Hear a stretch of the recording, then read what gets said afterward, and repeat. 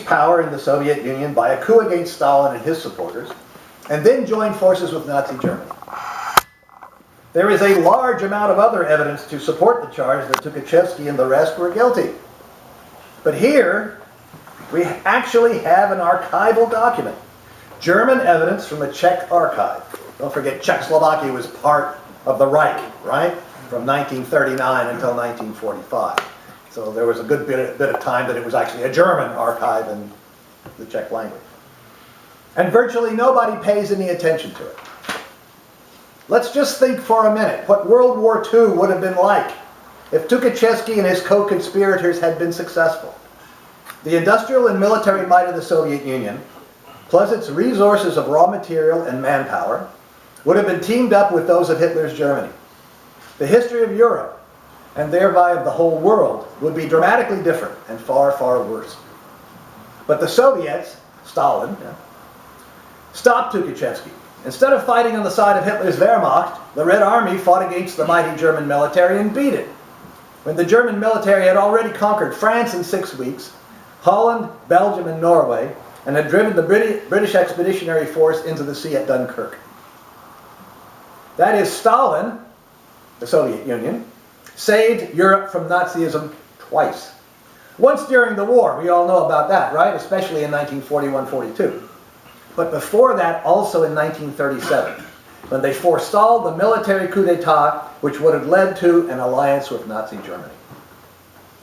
It should be obvious, but it isn't, that we all owe a tremendous debt of gratitude to Stalin and the Soviet leadership of his day for uncovering Tukhachevsky's military conspiracy to ally the Soviet Union with Hitler. This one act saved Europe from fascism. It changed world history in a most decisive way. Does this fact, and it is a fact, we have a large amount of evidence to support it. Does this fact change the way we should look at the history of Europe in the 1930s? The Stalin regime in the Soviet Union? World War II? You bet it does. It changes it dramatically. It's like an earthquake. The landscape of Europe and therefore of world history looks completely different. But this conclusion is simply not permitted. So it is totally ignored, in fact lied about. We are told that Stalin framed these poor innocent generals. One more thing. The transcript of the 11-hour-long trial of Tukhachevsky and the other 7 military commanders is still top secret in Russia today. No one is allowed to see it. Not even the most ferociously anti-communist researchers, and they have plenty of those in Russia. But we do have 2 reports of the trial. One is by Colonel Victor Auxnes, a member of the Duma back in 1990, whose grandfather was a member of the military tribunal who tried Tukhachevsky and the rest in 1937. In 1990, he got permission from the KGB, the Soviet Union was still in existence, okay, to read the transcript. Auxnes changed from someone who had always believed that the Soviet generals had been framed to firmly believing that they were guilty.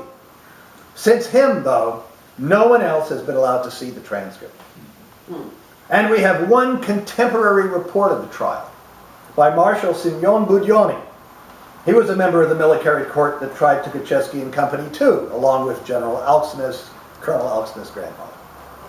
2 weeks after the trial, conviction and execution of the Tukhachevsky group, Budyonny wrote a report to Marshal Clement Voroshilov, the People's Commissar for Defense, and a close associate of Stalin's. In that report, Budyonny quoted General Primakov, one of the 8 defenders. Primakov testified that he had been personally assigned by Leon Trotsky to meet Trotsky and escort him across the border into Leningrad once the military coup, aided by the German Air Force, had been successful in seizing Leningrad. Actually, Primakov then assigned another officer to do this. So Trotsky was a party, an important party, to this conspiracy to seize power in the Soviet Union and ally with Hitler's Germany. Dramatic, astounding, sure. But what ought really to be astounding, what we should be concerned about, is that we have never heard of this. That's what the evidence shows. But as I will try to demonstrate in this presentation, we, all of us, are indoctrinated not to look for evidence. Besides, this is another topic, Trotsky's conspiracy with Hitler's Germany. My talk today is about Trotsky's conspiracy with Japan, so I'll leave Germany for another time. how to be objective. Everybody has biases, but everybody can learn to be objective in studying any subject, whether it be physics or biology or history. The techniques are basically similar. Objectivity as a scientific method is a practice of distrust of the self. Got that? Distrust of the self. One can learn to be objective by training oneself to become aware of, to articulate, and then to doubt one's own preconceived ideas. One must be automatically suspicious of evidence that tends to confirm one's own preconceived ideas, prejudices, and preferences. One must learn to give an especially generous reading, to search especially hard for, to lean over backwards to consider evidence and arguments that contradict one's own preconceived ideas. Objectivity is a practice, like learning a foreign language. You can become good at it through practice, by deliberate effort. You must do this if you want to learn the truth. And Marxists want to learn the truth. Right? Well, I'm not so sure. We ought to want to learn the truth. Marx and Engels wrote that quote, "The proletariat has nothing to lose but its chains." Remember that? By that I take it or assume that they meant that we have no sacred cows. Nothing we refuse to subject to critical scrutiny. We want to cast aside all illusions and falsehoods. Only the truth shall make us free, if we are the international working class. Marx's favorite slogan was "De omnibus dubitando," question everything. If you want to learn the truth, that's what you must do. And you must question your own preconceived ideas and biases above all others. Moreover, it's what every bourgeois detective in every detective story knows. As Sherlock Holmes used to say, and Conan Doyle, keep your mind free of precipitate conclusions. Get the facts before you form your hypotheses. Be ready to abandon a hypothesis that does not explain the established facts.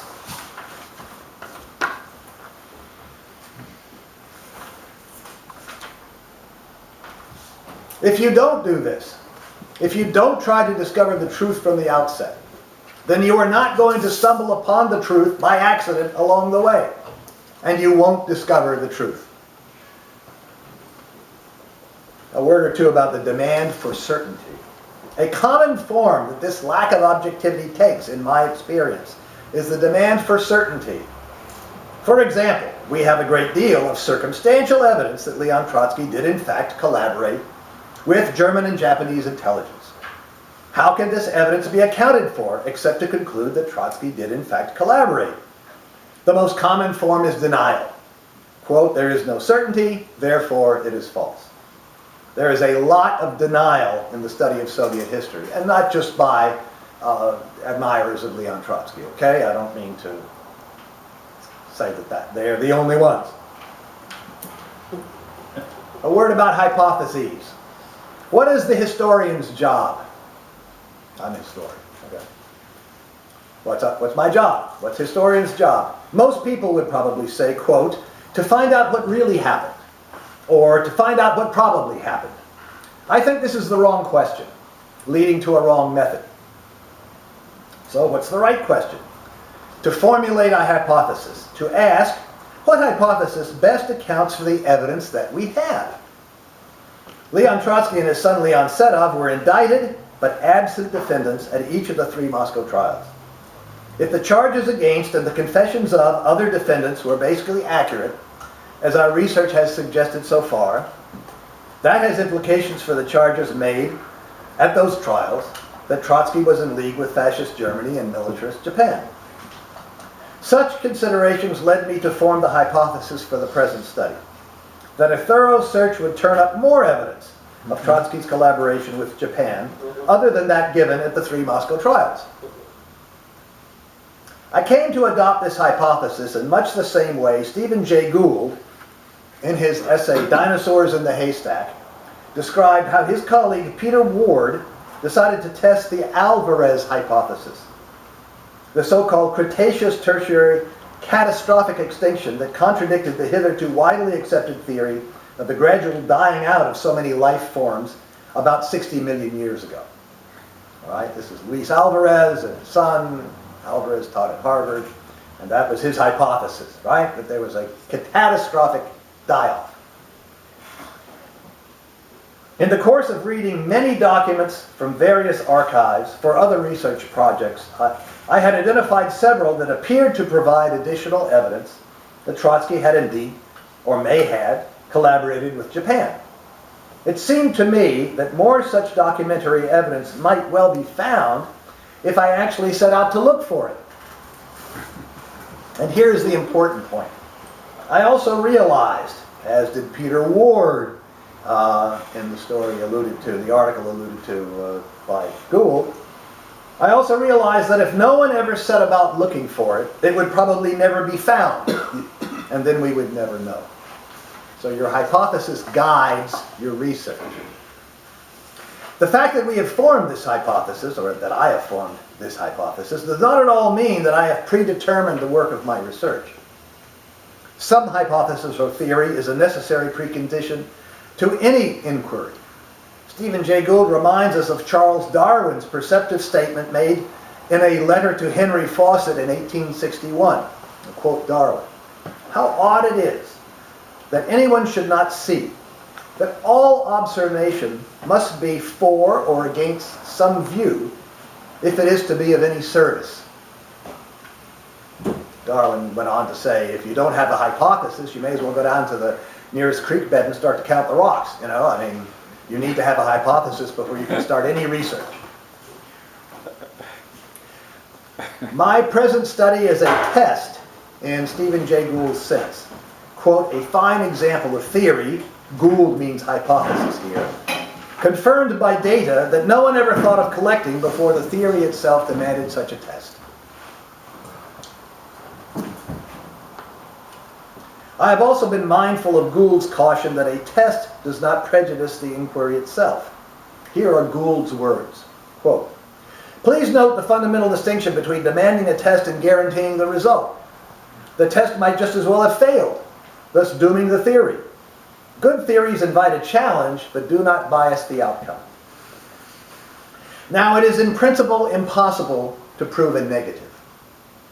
If Trotsky did not collaborate with the Japanese, there would be no evidence of his having done so.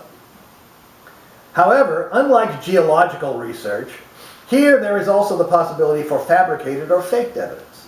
In my forthcoming book, I devote a lot of attention to this question. So I set out to see whether I could find more evidence that Trotsky had collaborated with the Japanese. Something about conspiracies. No evidence of Japanese collaboration with Trotsky has been discovered that is entirely outside the former Soviet Union. There are a number of possible explanations for this. Some more people coming in, so I'm going to pause for a second. We have seats back there? Okay, I'll wait for a minute.